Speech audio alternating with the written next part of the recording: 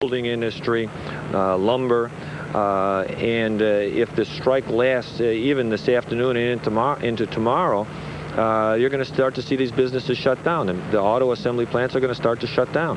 Okay. Well, right now, the strike is holding against CSX only, but we have had rumblings of other unions possibly participating, but that we'll have to wait and see.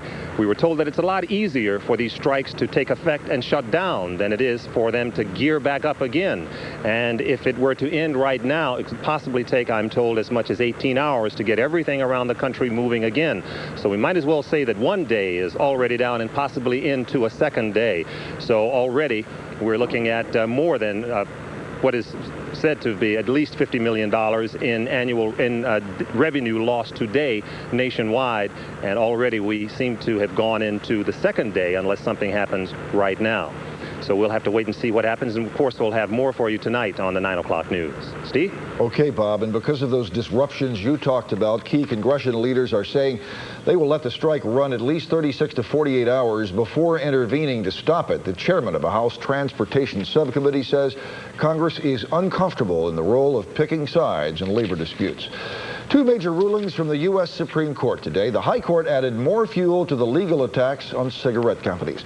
In a 7-2 ruling, the justices said that a federal law requiring warning labels on cigarettes does not protect tobacco companies from being sued under personal injury laws. The ruling grew out of a case filed by the family of Rose Cipollone, a woman from New Jersey who died of lung cancer after smoking for 42 years. The Supreme Court also refused to alter its 30-year ban on religious worship in public schools. The justices ruled 5-4 that a Rhode Island junior high school can no longer have prayer at its graduation service. They said a student would be coerced by the presence of a school prayer, even though it was somewhat neutral, into feeling that he had to attend and he had to believe in religion or that particular religion, and it was foolish to say that he could opt out, that it was voluntary, that he could just not go to the graduation. So to young people, it's inherently coercive if they're a little out of step and not religious to have this kind of prayer. And freedom of religion and separation between church and state says that you can't do that. Justice Antonin Scalia wrote the dissenting opinion on the ruling. He said that, quoting here, the decision lays waste to a tradition that is as old as public school graduation ceremonies themselves. The U.S. Commission on Civil Rights opened 3 days of hearings here in Chicago today.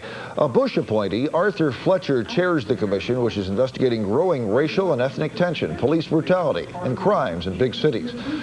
We've seen all the explosive results of these problems. Days of rioting, looting, and killing in Los Angeles in the wake of the Rodney King verdict.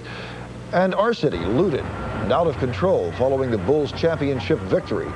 Now, the panel wants to know why all this happened. Mayor Daley admits Chicago has big problems and says the answer is getting people back to work. I cannot condone nor I do accept rioting or looting, which openly create more victims and more suffering. Those who participate must be punished. But there's no great mystery as to why these things happen. Ultimately, the answer to much of what plagues Chicago right now and other major cities boils down to 4 letters: jobs. Jobs at what people really want and need. Ironically, as Mayor Daley was promoting equal job opportunity for all, a group of former city employees was in court, alleging they were unfairly fired because they are minorities. Daley denied the charges, saying that these were union employees and the firings could not be racist. Some sources are predicting more indictments today in an investigation involving heart pacemakers. Yesterday, 43-year-old Michael Walton of Indiana was charged with selling used, mislabeled, outdated, and improperly sterilized pacemakers through his 11 companies. While the Chicago Sun-Times indicates doctors who implanted those devices may also be indicted. Muriel Clare has the reaction to the charges. The likelihood is very small that any of my colleagues here at Masonic would have used his products knowingly. Illinois Masonic Hospital has received dozens of calls from concerned patients since the story of the tampered pacemakers broke.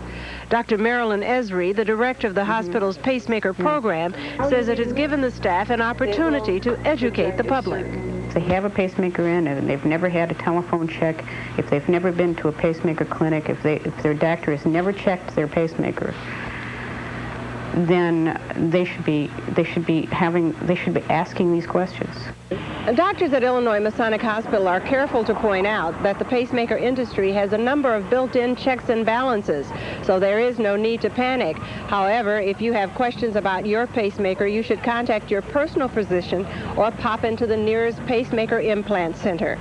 Pacemakers are as varied as automobiles and a lot more sophisticated today than they were 10 years ago even.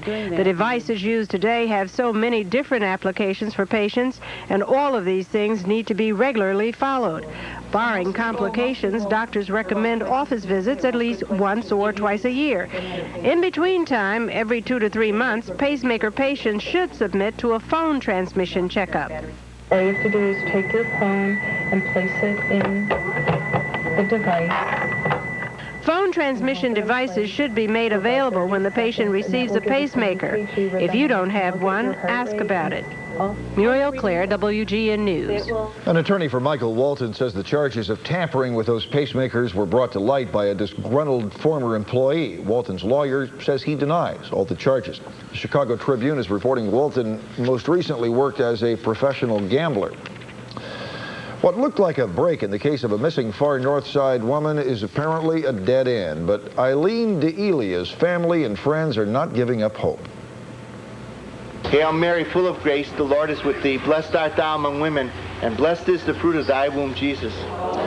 People close to the 79-year-old woman are scared and perplexed by her disappearance, and last night they came together at a local church to pray she'll soon be home. The vigil follows yet another setback.